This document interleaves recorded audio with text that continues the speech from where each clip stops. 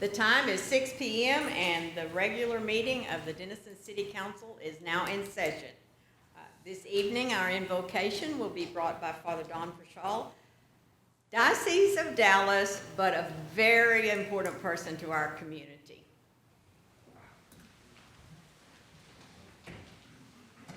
How wonderful it is to begin this new role by being here with all of you tonight. Indeed.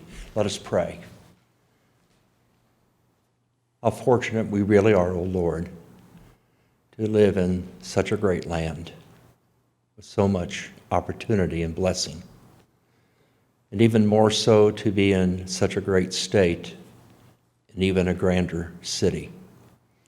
We pray, Lord, as our City Council looks into and takes care of our business tonight, that you will be right there alongside of each and every one of them, that you'll guide their hearts and minds and assist them in their decision making. Make us, Lord, always mindful of all that are around us, all of our citizenry. Let us never forget those who are forgotten by so many. All of these things, Lord, we praise you and thank you and ask your blessings. In your name, Jesus, we pray them. Amen. Amen. Thank you. We have with us this evening a very special guest, Grayson Dingler. Grayson is a student at Pottsboro Elementary. She's in the first grade. She plays soccer. She has a yellow belt in karate. She loves to paint and to hang out with her family and friends. And she's going to lead us in the pledge this evening. And her mother is a very special part of our Team Denison, Becky Dingler, who is a permit tech that works in our Planning and Development Department. So, anytime you're ready, Grayson.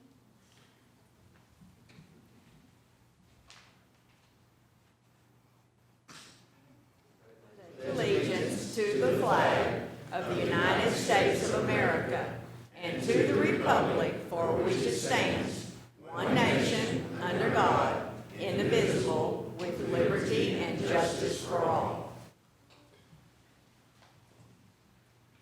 Honor the Texas flag. I pledge allegiance to thee, Texas, one state, under God, one and indivisible. Thank you, Grayson.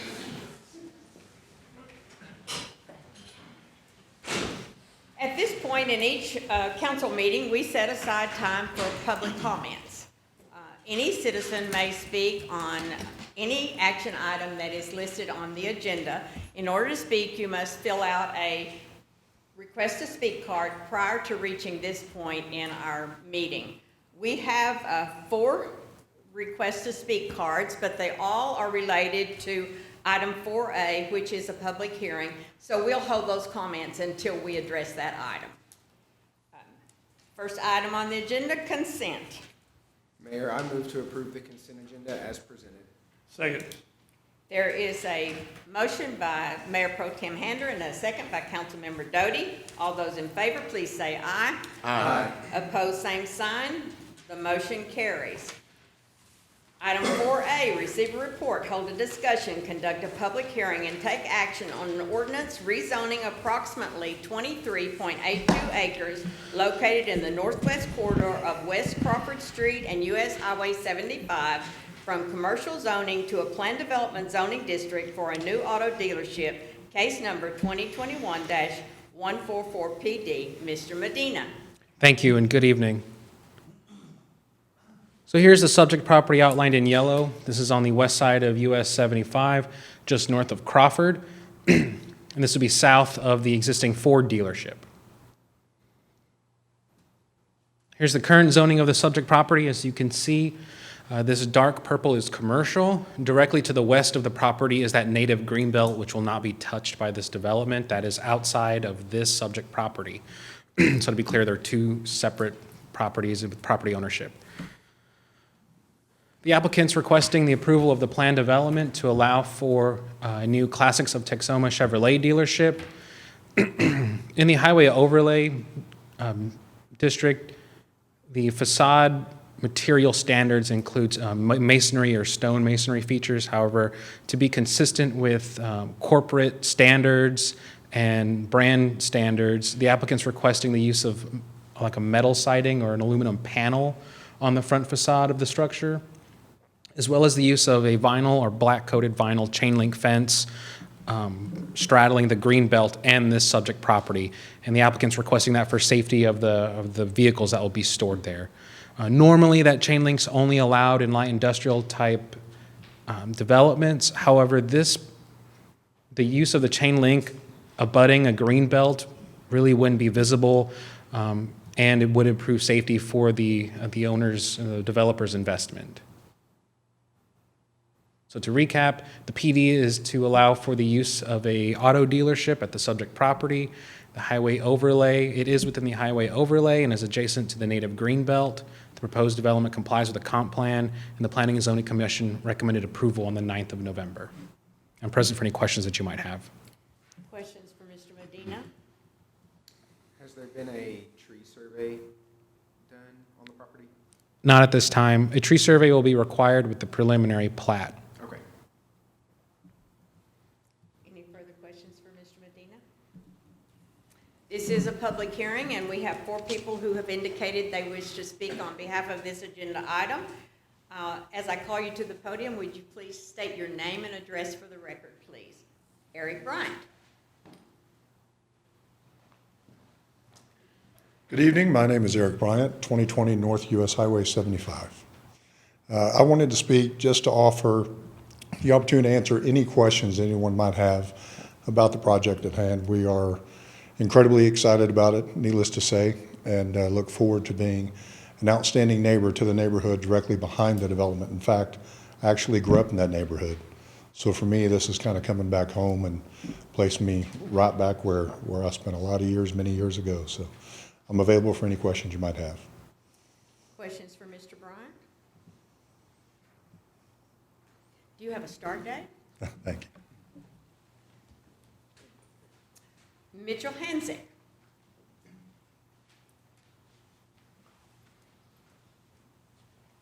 Mitch Honzik, 3904 West 6th Street in Fort Worth, Texas. I'm responsible for all the design and construction of this project, and so I just want to make myself available tonight to the mayor and the council to answer any constructability questions or design questions. So, Questions from council? All right, thank you. thank you. Steve Mitchell.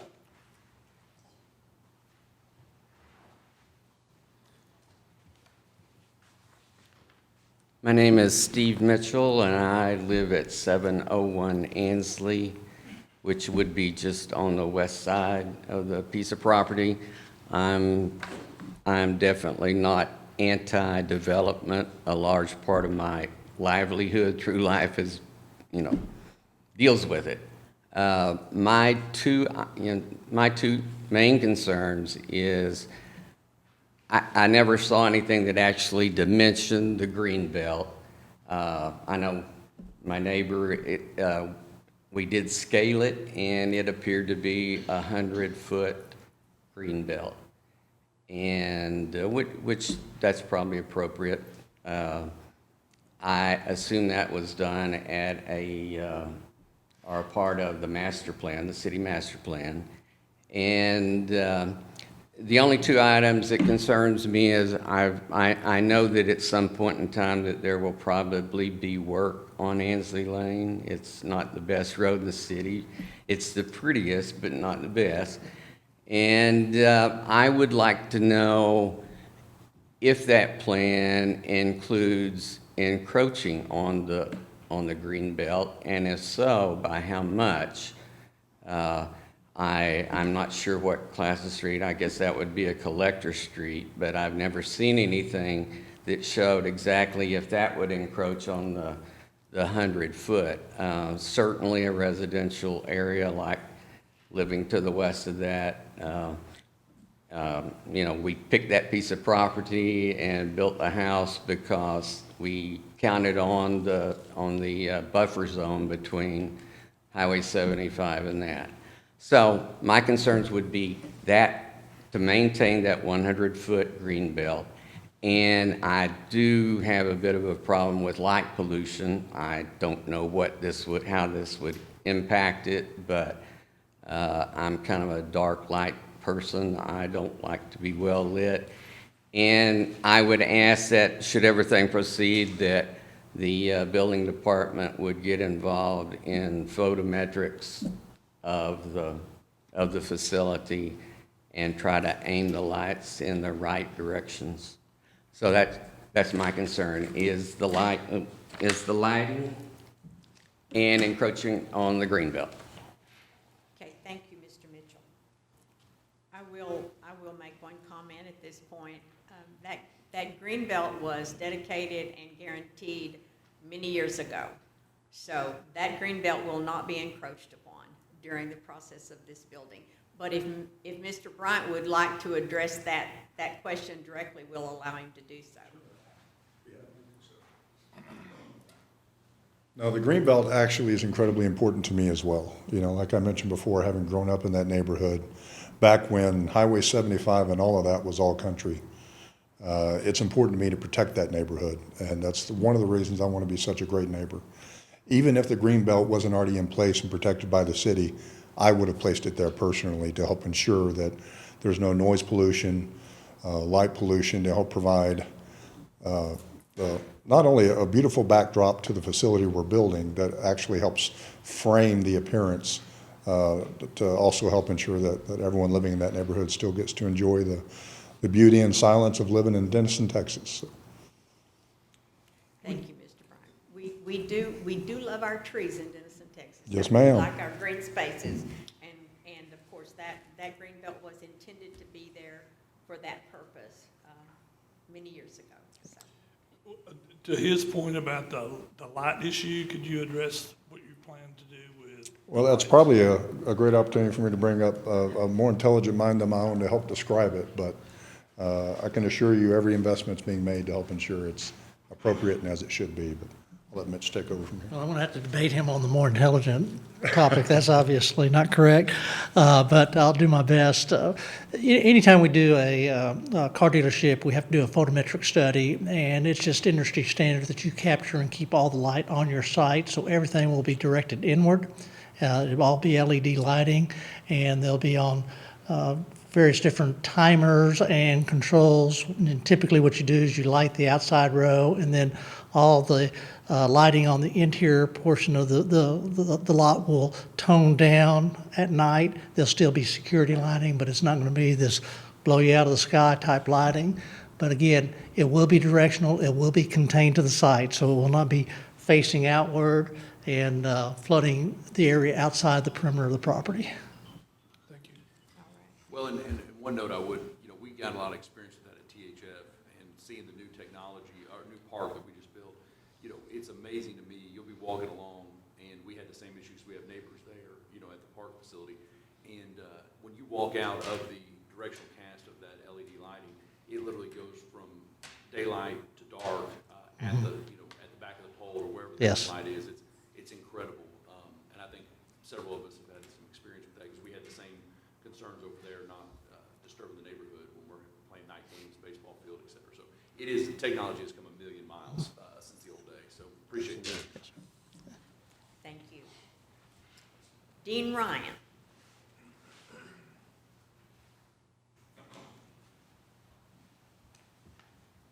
Good evening.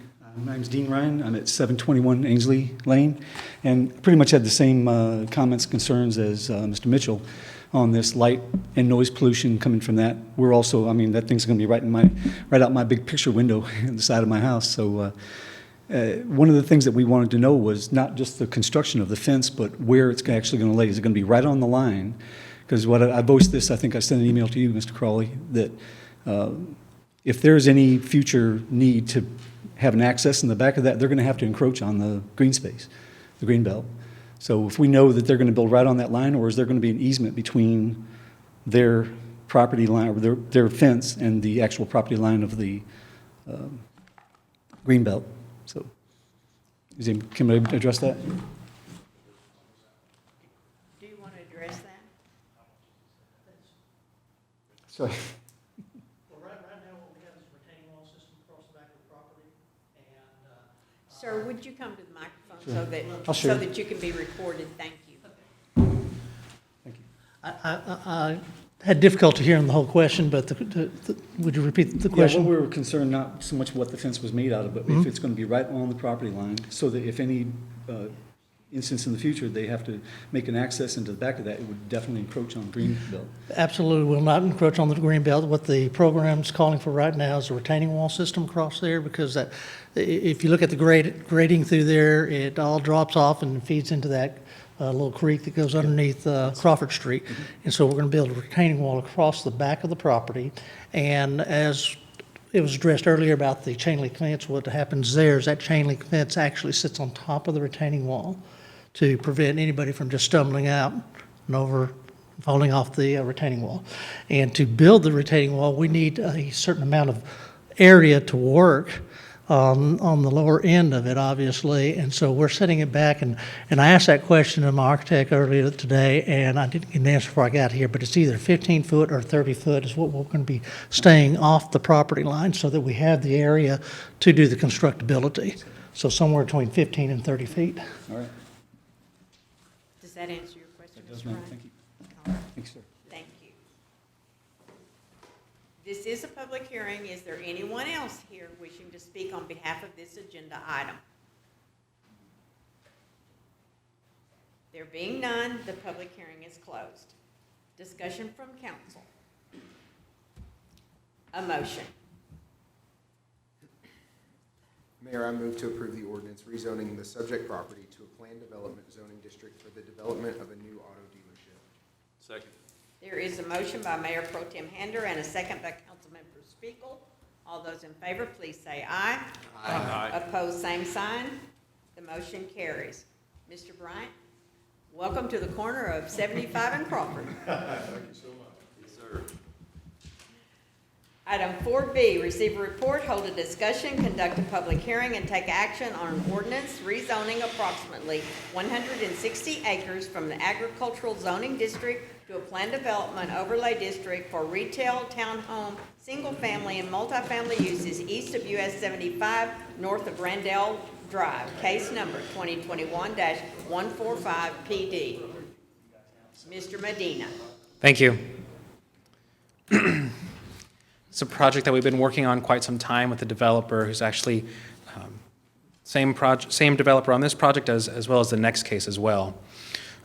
So this is the subject property here outlined in yellow, just southeast of US 75. That's the highway running across, as well as Highway 91 running north to south here at that corner intersection. And for reference, that's the school directly across the street, the new high school. So here's the zoning of the subject property. It's entirely zoned agricultural, and again, that planned development across the street there is the new high school. So here's the concept plan for the proposed development. As you can see, you do have multifamily directly adjacent to US 75. On that corner is where the developer is proposing to allow some retail-type uses. You also see a 1.5 acre amenity center. That's that purple square there. You have townhomes to the south, which is going to be accessed off of Randell Lake. Then you also see several acres of green space and hiking trails dedicated in addition to the yellow, which is going to be all of your single-family development. The project's to be developed in multiple phases. The multifamily zoning district will consist of multifamily 2 zoning, that's the base zoning, which will allow for the development of a density of 20 dwelling units per acre. Townhome area encompasses about 5.5 acres. In total, you're looking at 428 single-family lots, 47 townhomes, with a complete total of 16 acres for park and open space, as well as that 1.5 acre amenity center. So to recap, the 160-acre development is a rezone from agricultural zoning district to a PD to allow for retail, townhomes, single-family, multifamily uses. The development's proposed name is the Hills of Texoma. The The multifamily and retail uses will be located along US 75, while the balance of the property will consist of mix of single-family homes, mixed lot size that is, with some townhomes adjacent to Randell. Planning and Zoning Commission recommended approval on November 9th, and city staff, we are also recommending approval of the proposed zoning. And with that, I'm here to answer any questions you have, and the developer is also present. Questions for Mr. Medina? Will the green space, the parkland, will that be public or will that be for the development? Sure. So it'll be, dedicated by the developer, but it should be publicly accessed. It's not going to be like privately gated. Okay. And then can you go back to the previous slide?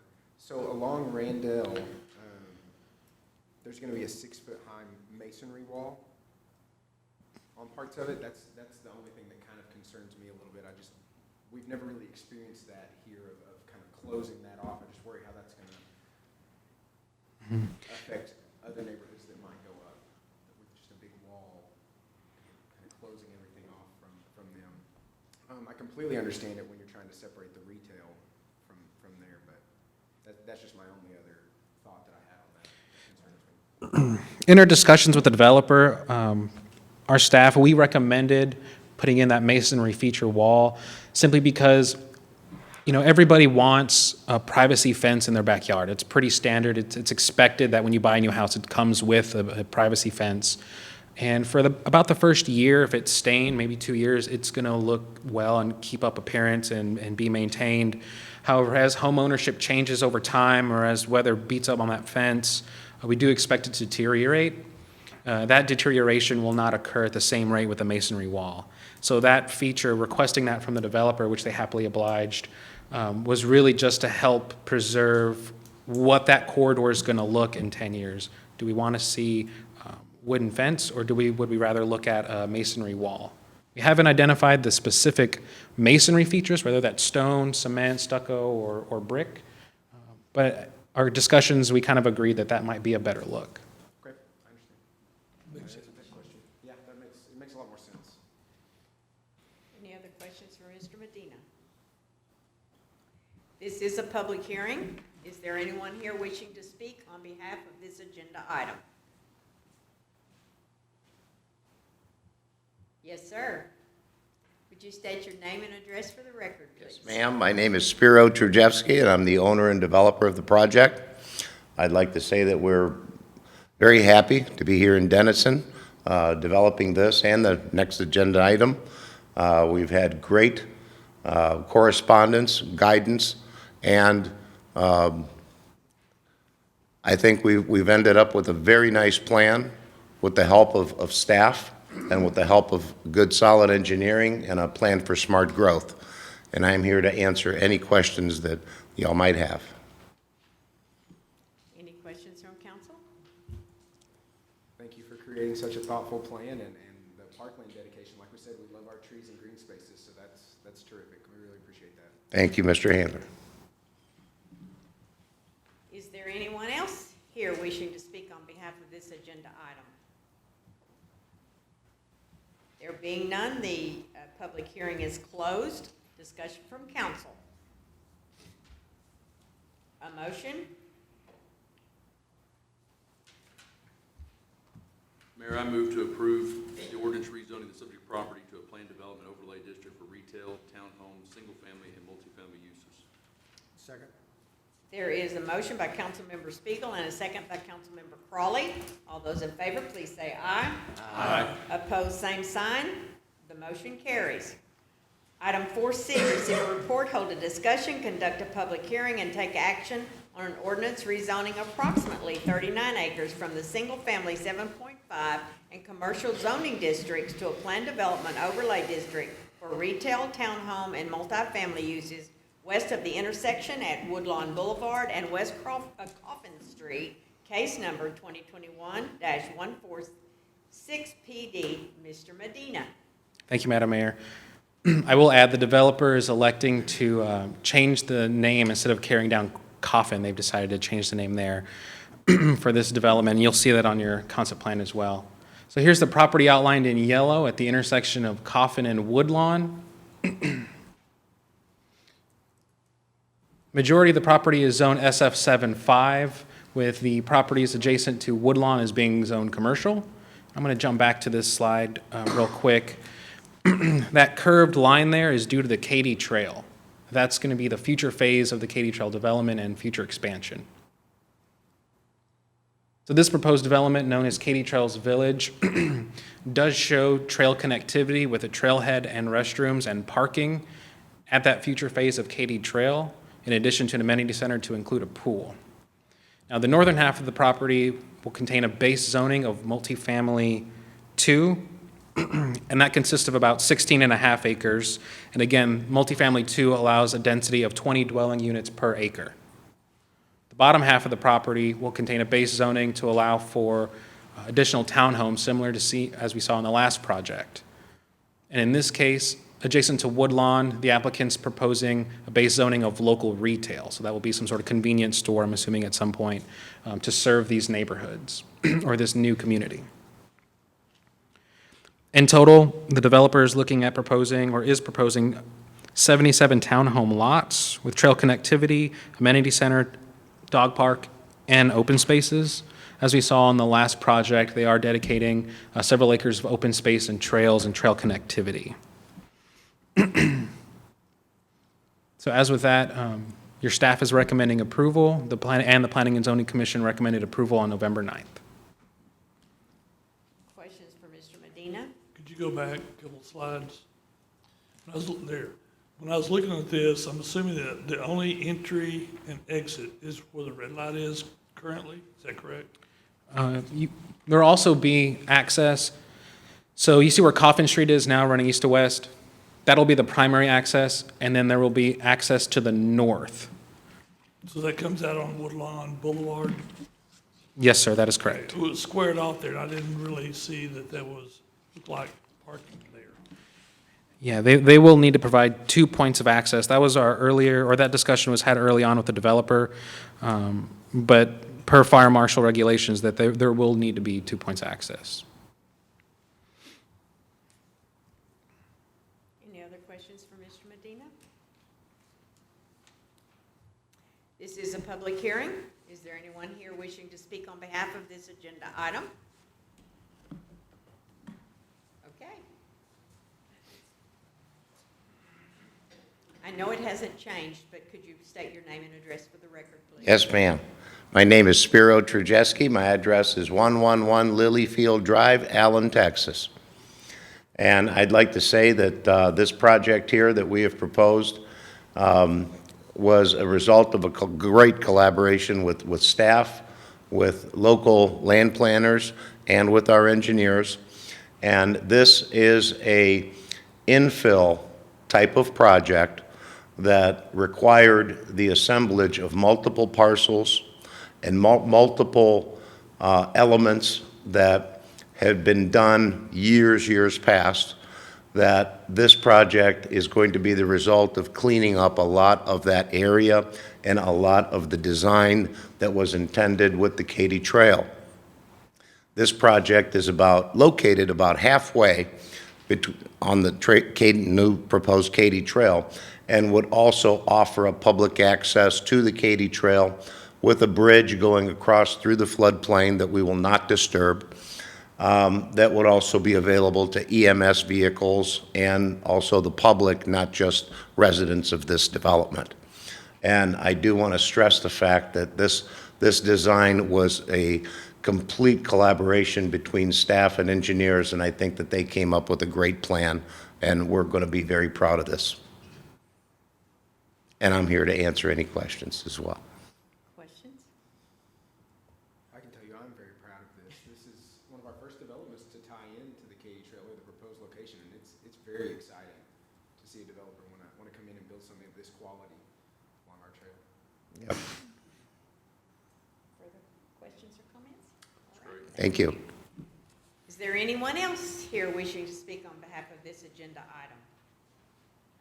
There being none, the public hearing is closed. Discussion from council.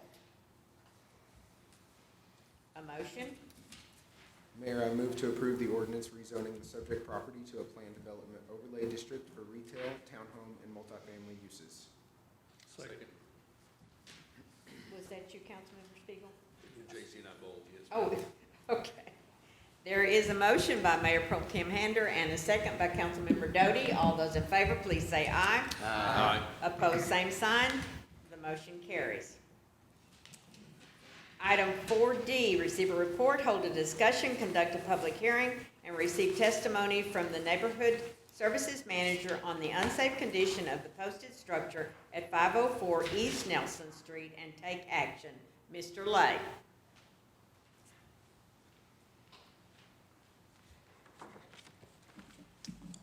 Good evening. On November the 2nd, 2021, Onisha Clark was given notice of violation to repair or demolish the structure at 504 East Nelson Street. The owner has failed to comply with the notice. The structure is unsafe in accordance with Chapter 13, Article 7, Section 13-154, 4, 8, 14, and 15 of the City of Denison Code of Ordinances. The structure was posted as unsafe on July the 7th, 2020. The delay in bringing it to council was the owner wanted to demo it themselves and actually took out a couple of permits and then didn't do anything. So here we are today. So the appraised value of the improvement is $10,759 this year. There's been no water service at the structure since April of 2017, and we believe it to have been vacant since that date. The structure is in poor condition, not weather tight, has extensive interior damage. It's not habitable. It's a nuisance in the neighborhood. A record of the violations, notices, and unsafe condition of the property are on file in the Neighborhood Services Office. Staff is requesting council to declare the structure unsafe and order its removal, and I would be happy to answer any questions. Questions from council? This is a public hearing. Is there anyone here wishing to speak on behalf of this agenda item? There being none, the public hearing is closed. Discussion from council. A motion. Mayor, I move to declare the structure at 504 East Nelson Street a nuisance and unsafe, to order demolition and to authorize staff to proceed with the demolition process. Second. There is a motion by Councilmember Cartwright and a second by Councilmember Spiegel. All those in favor, please say aye. Aye. Opposed, same sign. The motion carries. Item 4E, receive a report, hold a discussion, conduct a public hearing, and receive testimony from the Neighborhood Services Manager on the unsafe condition of the posted structure at 521 West Johnson Street and take action. Mr. Lay. Hello again. On November the 3rd, 2021, Kelly Snyder, Sean Nix, and Kenneth Rosler were given notice of violation to repair or demolish the structure at 521 West Johnson Street. The owner has failed to comply with the notice. The structure is unsafe in accordance with Chapter 13, Article 7, Section 13-154, 4, 8, and 14 of the City of Denison Code of Ordinances. This structure was previously worked for minimum property standards back in 2016, and they did a little bit of work. We had partial compliance. We believe that the structure was vacated about that time. There hasn't been any water since September of 2016. The structure was posted as unsafe on August the 5th, 2021. There had been no contact from the owner or interested parties at all. The value of the improvement is $27,004 for 21. The foundation of this structure is failing. The structure is wide open. It's not weather tight. It's the true definition of an attractive nuisance in the middle of this neighborhood. A record of the violations, notices, and unsafe condition of the property are on file in the Neighborhood Services Office. Staff is requesting council to declare the structure unsafe and order its removal. Again, I'm happy to answer any questions. Questions from council? This is a public hearing. Is there anyone here wishing to speak on behalf of this agenda item? There being none, the public hearing is closed. Discussion from council. A motion? Mayor, I move to declare the structure at 521 West Johnson a nuisance and unsafe, and to order demolition and to authorize the staff to proceed with the demolition process. Second. There is a motion by Councilmember Crawley and a second by Mayor Pro Tem Hander. All those in favor, please say aye. Aye. Opposed, same sign. The motion carries. Thank you, Mr. Lay. Item 5A, receive a report, hold a discussion, and take action on the purchase of a new Pierce fire engine from Siddons Martin and authorize the city manager to execute all associated documents. Interim Chief Jacks, Good evening. welcome to your first presentation. Well, thank you very at the much. council meeting. I brought some backup. I see you brought reinforcements. Yeah, in case I pass out or something. I'm good. Well, I'm here tonight asking for funding approval for the purchase of a new Pierce fire engine. This engine will replace the current Engine 61 as the primary engine for Central Fire Station. With the purchase of this new fire engine, Engine 61 would become the reserve engine and be a more reliable option as backup. The proposed new Pierce Puck fire engine, which is an acronym PUC for Pierce Ultimate Configuration, is a versatile engine that will serve the purpose of two apparatus.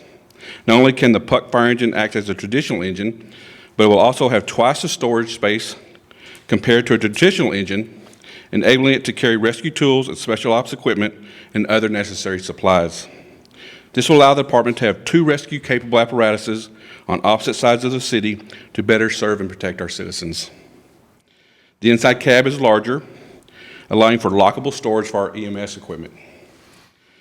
A unique ability that this engine will have is pump and roll capabilities, meaning it will be able to drive while performing fire extinguishing activities. This makes the engine unique and extremely useful in many different scenarios, including being able to reposition the apparatus during fire extinguishing operations without shutting down operations, and being able to drive while extinguishing grass fires along the highway and grass medians within our city.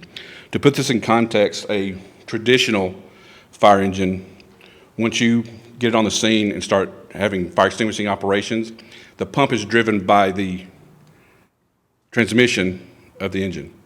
So it's there. To move it, you have to stop extinguishing all the operations, take it out of pump gear, move it, start it all up again, which in some cases could be life-threatening. So this allows this because this engine, the pump is driven by a separate mechanism, so the transmission is still good on the engine. So that is what makes this very unique from a traditional engine.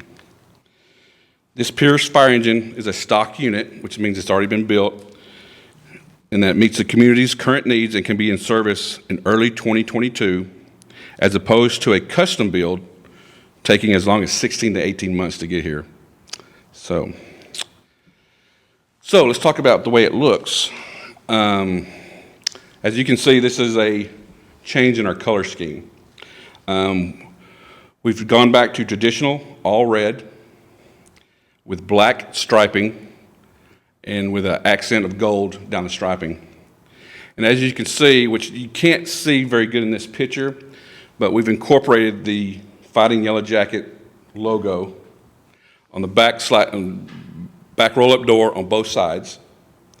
So this color scheme, if approved by y'all, will be our scheme for any new apparatus that we purchase in the future, and we will try to incorporate this in our current apparatuses as we can. I'll get on my soapbox now because I've only been here probably a month. Actually, just over a month. Friday or Thursday was my month anniversary. Seems like I've been here longer. But the pride and tradition of this city is palpable when it comes to their traditions and the Fighting Yellow Jacket logo. And so we wanted to incorporate that in our fire engine and in our department because we don't want to be one of many. We want to be one of one. And that's what this city stands for and is what makes us uniquely Denison. So that's why we wanted to incorporate this in this, and because we're proud of who we are and what the city stands for. This fire engine will cost approximately $747,210 through the proposed Sid & Martin's purchasing contract. The actual price will be offset by the sale or trade credit for two surplus Denison fire rescue vehicles. The sale or trade-in value is still being calculated and is not included in the current cost estimate. The purchase of a replacement fire engine was included in the fiscal year 2022 budget. Before I end, I would like to recognize some of the Appraised committee members that are here that were instrumental in choosing this apparatus that will serve the citizens for years and years to come. When I call your name, would you please stand up? Engineer Andrew Geisler, Captain Cody Morrow, Assistant Chief Mark Escamilla, Assistant Chief Aaron Mallory, and Brandon Cotton. He's the Sid and Martin representative that put this all together for us and did an outstanding job, and we couldn't have done it without him. So thank you, guys. I appreciate it. And if anybody has any questions, I'm more than happy to answer them. Questions for Chief Jacks? Well, Chief Jacks, I've got to get you politically correct here. Uh-oh. We're known as the mighty fighting Yellow Jackets. Yeah. So. I blame my apparatus committee for that faux pas, because they did not tell me the mighty part. Their oversight. Okay. Okay. I'll get you So, guys. just don't forget to. I'll never forget it. I will never forget it. Yes, it is. Questions from Mr. Jacks? Chief Jacks, excuse me, please. Well, I just say for one, I think this is pretty awesome. It certainly does reflect the spirit of our community, and we're very, very proud of that. So, discussion from council? A motion? Mayor, I move to approve the purchase of a Pierce fire engine from Siddons Martin Emergency Group as presented and authorize the city manager to execute all associated documents. Second. There is a motion by Councilmember Crawley and a second by Councilmember Thorne. All those in favor, please say aye. Aye. Opposed, same sign. The motion carries. Thank you. Thank you all for your work on this. Item 5B, receive a report, hold a discussion, and take action on authorizing fiscal year 2021 year-end budget amendments and appropriations. Ms. Wagner. Good evening, Mayor and Council. Get all my notes out here. Council approved the original fiscal year 2021 budget on September 8th, 2020. Fiscal year 2021 ended September 30th, 2021. Fiscal year 2021 closed out during October and November, and cash positions have been determined for both operating funds, general and utility, and are ready to present to council. Staff is requesting approval for budget amendments for both revenue and expenses and appropriations for expenses. And I'm going to go through some notes here, and then we're going to run through the slides. The budget amendments consist of transfers between functions formerly known as divisions. Yearly amendments, so those are separate. Those are just moving things around based on audit recommendations. Yearly amendments are based on revenues that came in under budget by $50,000 or expenses or divisions that went over budget by $5,000. All expenses have actually already been incurred and will be in these part of the slides that I'll present to you tonight. Now, the budget appropriations. These are expenses that were budgeted for fiscal year 21, but were not expended during fiscal year 21. And we still have those projects that we need to move those funds over into fiscal year 22. And those appropriations include, there's 3 of them.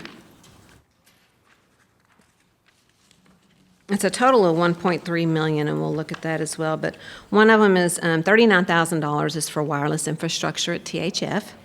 The public safety radio infrastructure, which is $1.1 million. And then the Next Gen 911 communications, we did a budget amendment on that, and they started the process, but they have not completed it.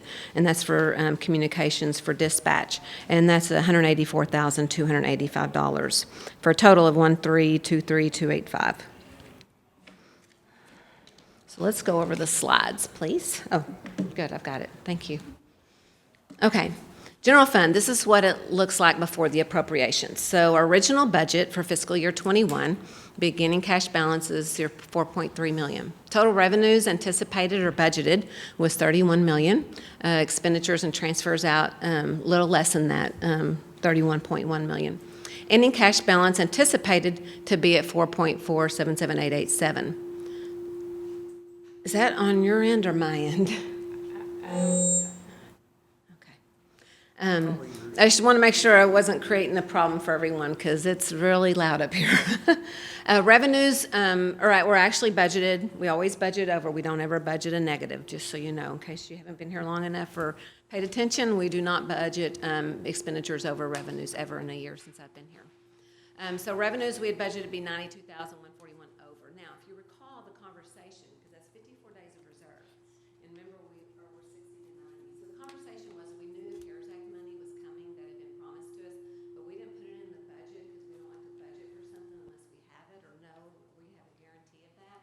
And so we knew we'd actually be closer to our 60 days once that came in. All right, actual fiscal year 2021 budget. We started off with the same beginning cash balance. Total revenues higher. Of course, that includes your CARES Act funding, right? And our TASWA funding. Of course, that gets transferred out. But it's $33.2 million. Total expenditures and transfers out, $31 million. Which leaves us with a great ending cash balance of $6.6 million. So that shows that we're revenues over $2.2 million over expenditures. One, the CARES Act, but also these appropriations that didn't get expended in 21. That's why that is so high, which brought us to 76 days ending fiscal year 21, based on real numbers. So we begin fiscal year 22 with 6.6, anticipate 34.1 expenditure, or revenue, 34 million in expenditures, which would leave us with 6.7, which was revenues over budget by almost 90,000, which puts us at 75 days. But with the appropriations, that makes a big difference. Beginning cash balance, of course, for fiscal year is the same. What it does is 21 stays the same. That will not change because we are closed out. It would affect fiscal year 2022 budget. And so, of course, we had the beginning balance of 6.6, same anticipated revenues of 34 million, expenditures of 34 million, but our appropriations, as we just talked about, is the 1.3, which brings our ending cash balance anticipated for this next year at 5.3, which shows revenues under expenditures by the 1.2. So we're still, if you didn't have the appropriations in there, we're still good revenues over expenditures, but this would bring us to 60 days anticipated to end the year out, which is still within our 60 to 90 days, but any questions so far? That's the general fund. You ready for the utility fund? Okay, utility fund. Original fiscal year 21 budget started out at 2.8, anticipated revenues of 14 million, expenditures 14 million, ending cash balance about 20,000, 21,000 more than we would spend. And so days of reserves we anticipate to be 75. Then we had the winter storm event. But we also sold a lot more water. So you'll notice that we started out with 2.8. Our revenues was 14.7. And then our expenditures was 14.7, which put our ending cash balance at 2.8 million. We'd anticipated actually being almost $200,000 revenues under expenditures when we had these conversations during budget, but because the sales were up this summer, then we're only $23,808 revenues under expenditures. So that puts us at 70 days for fiscal year 21. Starting off fiscal year 22 with the 2.8 million anticipated revenues of 15.3, expected expenditures and transfers out 15.1, which gives us an ending cash balance of 3 million. So our revenues over expenditures is 176,634, which gives us days of reserve of 74 days. Any questions? Staff recommends approval of the budget amendments and the appropriations. Questions for Ms. Wagner? Thank you. You're welcome. Discussion from council? A motion? Mayor, I move to approve the year-end budget amendments for fiscal year 2021, as well as the appropriations from fiscal year 2021 to fiscal year 2022 as presented. Second. There is a motion by Mayor Pro Tem Hander and a second by Councilmember Crawley.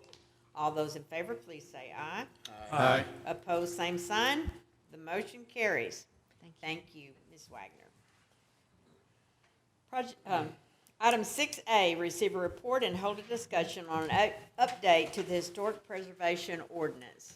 Mr. Werner. Good evening, Mayor, Council, Mr. City Manager, Aaron Warner, Director of Leisure Services, and I'm excited to give you a project update on our historic preservation ordinance amendments that we hope to bring back to council in the future, but wanted to bring you up to speed this meeting so that we can make any changes or recommendations for our future meetings. So to do that, let me just get started by describing kind of where we're at and what we're working with. Currently, staff is operating off of a color palette from the National Trust of Historic Preservation that includes 258 colors. With that being said, this color palette, while they have been deemed historically accurate to some extent, that doesn't mean that that color palette was ever intended to be a final say or that it was necessarily appropriate for all situations. Therefore, a color may be in that palette that is not appropriate for Denison, but there also may be a color that, while being deemed okay by the National Trust, is also not appropriate for a full facade. And so what we have done so far is our Main Street staff has worked to take all 258 colors and put them into a digital survey. That survey was sent out to our downtown business owners, the Main Street Advisory Board, the Main Street Design Committee, and then also a committee that was put together to kind of look at our paint colors. After we felt that they had a fair amount of time to take the survey and we had received that data, we also took an additional step to form a committee that was that included downtown business owners and property owners that were all familiar with the historic preservation process in one way or another. Their task was to look at that data that came in from the survey and help us make recommendations for where we're going with this in the future. Of those recommendations, one of them being probably the most common was that we do need to reduce the number of colors in our recommended palette of appropriateness for Denison. 258 colors is a lot to look at and a lot to decipher when you're trying to decide where you're going to take the facade and trims and things like that for your building. I do want to reiterate that in these recommendations, this palette, while being reduced, will not be a list of approved colors for Denison that are deemed automatically approved when brought to the Historic Preservation Board. Not everything on the list is meant to be mixed or put on a facade in certain ways. And so while we will reduce this color palette, they will still be a recommended list that we provide as a guide and a resource for our property owners as they are trying to choose the colors that they're going to bring to the Historic Preservation Board for approval and conversation. The second thing that came from this process were a few amendments that staff recommends for Chapter 30 of our ordinance that we hope to bring back to council, but wanted to present these to you. That would include some specific steps that applicants have to go through when they approach the Historic Preservation Board for approval. One of those is that applicants must choose colors that are appropriate to the architectural style and that complement the building that they're presenting. Another is that the choice of color for a building must blend with the colors of adjacent buildings and the overall setting in our downtown. And finally, that applicants must include a color rendering of the building with the proposed colors on it for the board, a current photograph of the building so that they can see what it looks like in today's setting, and a painted sample with the choice color on like material that they will be painting whenever they paint their facade. So if it's a metal facade, we'd want to see that color on metal. If it's brick or some type of stone, we'd want to see that because colors look different depending on the material, and it helps to see a hard sample. Additionally, with the ordinance change that we hope to bring to council after getting your feedback, currently, as you know, our ordinance requires that City Council approval upon receipt of a recommendation by the Historic Preservation Board for any COA for color approvals in downtown. When we represent this, we hope to return the responsibility of color approval to the Historic Preservation Board with an appeal process included in the ordinance that would come to council only upon a denial by Historic Preservation. And that would be something where the applicant would have to file that appeal within a certain period of time after that denial. So moving forward, the Denison Historic Preservation Board will serve as the gatekeepers for our most cherished assets, being our historic properties in downtown. To determine the appropriateness of a proposed project, these are a few things that we hope that they can look at. That the proposed work complies with the applicable approval criteria, that the integrity of any individual historic structure is preserved or restored, that any new building or addition are designed to be compatible with the surrounding historic properties, and finally, the overall character of the historic overlay district is protected. And I really think that that final statement sums up everything that we're presenting tonight with the appeal process being with the process being at the historic preservation level. And it's that we will be empowering and providing resources for our Historic Preservation Board to make decisions based on what is preserving the overall character of our downtown. And again, this is downtown Denison and what is appropriate for downtown Denison specific. And so with that being said, the Historic Preservation Board and support staff will hold a special meeting with a training and resources provided by a historic preservation specialist that we'll be bringing in December.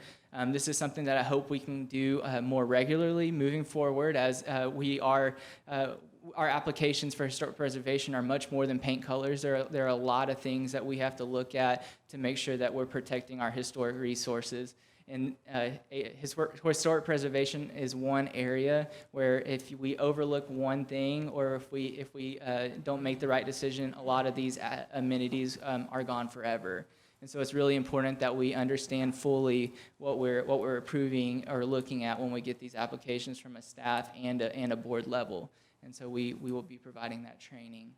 But with that, I stand for any questions about the current process, where we're at today, and anything that you would like to see moving forward when we come back to council. I just want to say before we ask for any questions, the staff has done an inordinate amount of work to try to bring this process to where it is manageable and it has the outcome that we're all looking for in our historic district. So my compliments to Donna and to Aaron for all the work that they've done, along with the committee and those who answered the survey.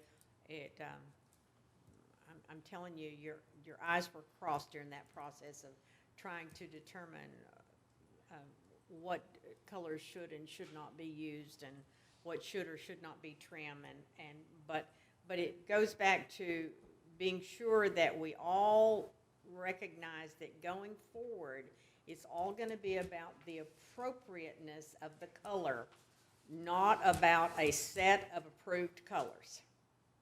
There will no longer be that it's an approved color, so therefore we have to allow it to be painted. That is no longer going to be the case. That we've seen that does not work, and much of the information that's been garnered has been through research that's been done with other cities and how they address this. So anyway, having said that, questions from council for Aaron? No, but one comment, Mayor. I did notice that our landlords over there at the former VFW building, Los Hermanos, they did repaint that building, and I was very impressed with the final outcome of that. They did a great job on that. Yes. So the only question or kind of thought I had, I'm all for the hard samples, and I do think if we're adding new tile or anything like that, we should let that board see physically what that tile is going to look like. The only thing I worry a little bit about is that it's a like material, in that say Hempkins Insurance wants to repaint their building. Where are you going to get a 10 by 10 inch piece of stucco to cover? I just don't know where you do that. I don't know. They can do it. They do it all the time for construction projects. They make samples, they'll build temporary walls, they will do all that. So if there is a small sample of stucco, that can be fairly easily. Your painter does that for you, or? Yes. Okay. That's my only fear. It can be done. Okay. I mean, there could be a weird one-off that they may not be able to, and if that does occur, then the board can take that under consideration. Well, I think the importance of the sample is that, as we all know, if you look at that TV screen, the color may look one color, and you look at that TV screen, and it can look another color, and you look here directly in front of me, and it can be another color. And so with having that sample, and I can tell you that that's been suggested for a while now, that we actually needed a sample with the actual paint on it to be able to see what it looks like in real life, not what it looks like in a projected picture. No, I So- fully agree with the sample. Just worried about the like. I mean, so, material. not to get too technical, but like brick. Okay, it may be an old smooth brick, it may be an old rough brick. We're not trying to get the exact brick match. We're just trying to get a brick with the color on it. And so we can help with the individuals if they have a hard time getting the materials. We can certainly try to help them and achieve the goal of having the sample here. Very good. And the other point I think that we need to make sure that everybody understands is this whole process has been intended to be able to give the historic preservation the tools they need, the Historic Preservation Board, the tools they need to be able to make those decisions related to our most important historic assets. Because, you know, they have a very weighty job. It is, and so we need to make sure that they have all the tools that they need to be able to make those decisions. So, Donna, Aaron, thank you so much for all the work that you've done on this process. And for clarification, unless council has any objections, this will be on your December council meeting for approval to go into effect in January. No objections. I think we need to make sure and enforce the decisions we're doing, and not the ask for forgiveness later. I think it's important that we really start enforcing this. Yes, sir. Okay. All right. Well, that was an information-only item, and therefore there requires no action from council this evening. Pursuant to Chapter 551, Texas Government Code, the council reserves the right to convene in executive session from time to time to as deemed necessary during this meeting to receive legal advice from its attorney on any posted agenda item as permitted by law, or to discuss the following: consult with attorney on a matter in which the attorney's duty to the governmental body under the Texas Disciplinary Rules of Professional Conduct conflicts with this chapter, and/or consult with attorney about pending or contemplated litigation or contemplated settlement of the same, section 551.071. Confer with city attorney regarding provisions of city services. Confer with city attorney regarding city liens. Confer with city attorney regarding use of tax increment reinvestment zone, otherwise known as TERS, reimbursement agreements, and eligible projects. The time is 7:03, and the council now is in executive session.